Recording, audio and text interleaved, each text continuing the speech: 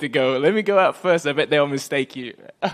Literally just then we were waiting over there. He goes, let me go first. So, thought it would work. So, I mean, it worked. It got you, didn't it? It did get me for a minute because I'm like, something's different, but I don't know enough. But I should just let him stay up there. It would have been fun. Well, obviously, the last time you fought here in Perth, you got that massive pop. There was a lot of emotion at weigh-ins and face-off and everything. And until the main event, you probably had the biggest pop of the night. So you're expecting that again on Sunday morning? Yeah. Well, I'm looking to put on a performance that's going to have the same type of pop. But yeah, I'm ready. I'm just ready to go. Super excited. Good memories here, and I look to do and repeat the same. You said on your social media that you promise this won't go to the scorecard. So what about this matchup? Is it the matchup specifically, or is it how you're feeling from fight camp, just how confident you are? No, it's the matchup. It's you need a good dance partner, and Ramos is a fantastic dance partner. I think us both stylistically, we're going to put on a great fight, and I just don't see it going to the decision.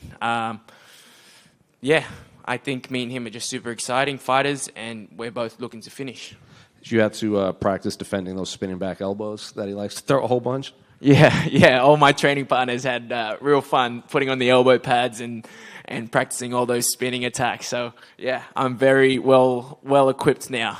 Have you run into him in the hotel room at all? Because, we saw him at that Welcome to the Country ceremony, and he was actually getting involved with all the local fighters. So, what do you just make of him outside of the octagon? Oh, man, I think he's a very respectful guy. I did run into him in the lobby, and he came straight up to me, shook my hand, and just said, yep, nice to see you, sort of just a nice, very nice, respectful guy. So, yeah, there's no malice like the last Melsick fight. So this one's nice. Yeah. Well, I remember that seemed to catch you off guard a little bit, just how aggressive he came. So is this a nice change of pace, not having all of this just strange animosity from your opponent? Yes, and look, we're gonna go in there. We're gonna punch and hurt each other. But it's nice to not have to think about if we see each other in the lobby, if we're gonna have to throw hands in the lobby. So yeah, it's nice to not have to think about that.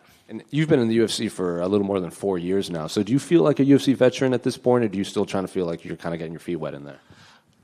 Yes and no. I feel like I'm still young in the sport, but yes, I've had some time now in the UFC, and I'm getting comfortable sitting in front of everyone, talking to you guys, dealing with everything, the media, the fight week, just the UFC in general. So yeah, I'm feeling good and feeling like I've got the experience, but I still feel young in this sport. So. And then 2 quick ones for me, unrelated to your fight. I think your last fight, your media day in Perth, you talked about how much you just consume MMA even when you're not fighting. So I'm curious, what do you make of these new rule changes that they're going to implement in November where they'll allow 12 to 6 elbows and redefining the grounded opponent? I love it. I mean, why did they implement that 12 to 6 elbow to begin with? Makes no sense. And also the grounded opponent thing, I think a lot of the grapplers have been using that to their advantage, being able to play that game where they can, put their hand on the floor and avoid being hit. So, yeah, I think it's all around good for the sport. Well, I think the theory was back when they were making the rules, someone saw someone break a center block with their elbow, so they were like, no, it's too powerful. Makes no sense. Yeah, and can I get your thoughts on the main event between Dricus and Israel? Yeah, that's a fantastic matchup. Super excited for that one too. Dricus, we all know, is a bit awkward on the feet, but it works for him. And he's strong. He's powerful. I doubted him when he fought Whittaker. I thought that Whittaker was going to run right through him, but obviously not. He proved me wrong. And then I thought the same thing with Strickland. I thought Strickland was going to run right through him, and again, he made me a believer. But again, Izzy is Izzy. So I think Izzy's just on a whole nother level into the striking department, and I just think he's just cleaner, crisper, and I think he finds a massive finish if Dricus comes aggressive the way he usually does.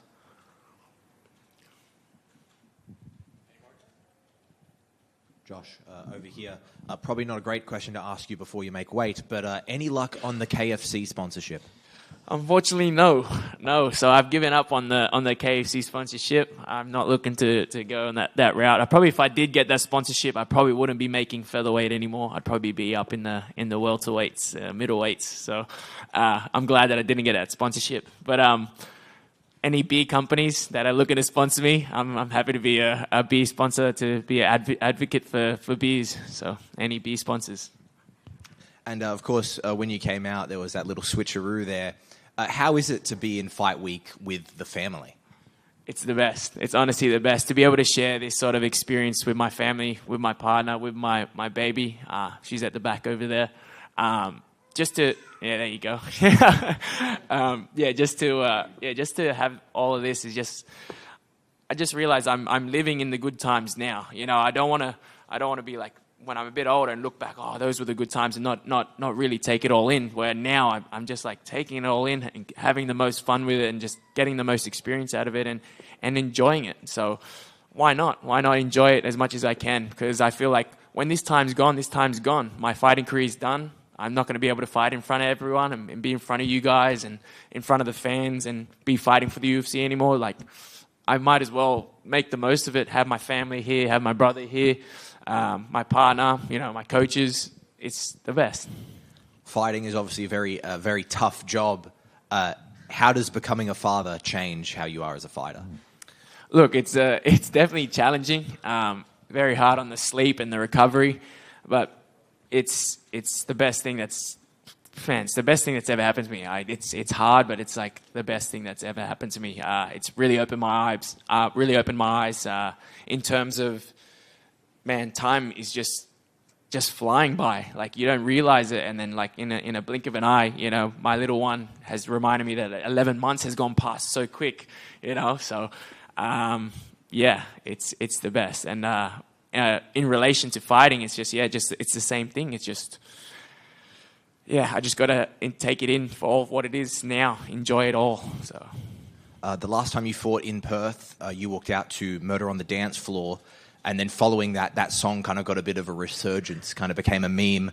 What's the next trend that you're going to introduce to the world? That's a secret. No one knows yet. No one knows. Not even my corner knows. They don't know what they're walking out to. So this one's kept down low. Not even my partner knows. So everyone doesn't know, besides probably the girl that's picking the walkout song for me, but no one else knows. Awesome. Thank you very much. Josh, I just got one. There was, I don't know if you heard about this or not, I just wanted to get your thoughts on it, but there was an urban legend kind of going around for a while that, this is going back to the swap at the beginning, that back in the day that Matt Hughes used to actually swap with his brother and weigh in. Like, I just wanted your thoughts on that. If he could come up here, Joe, real quick. Just come up here real quick. You reckon he could make 145 right now? How much do you reckon he weighs right now? Yeah, he ain't doing no weight swap with me, if anything. But yeah, looks-wise and the face-wise, yeah. It could have worked. I could have let him just sit up here the whole time, and then all you guys been fooled the whole time. So.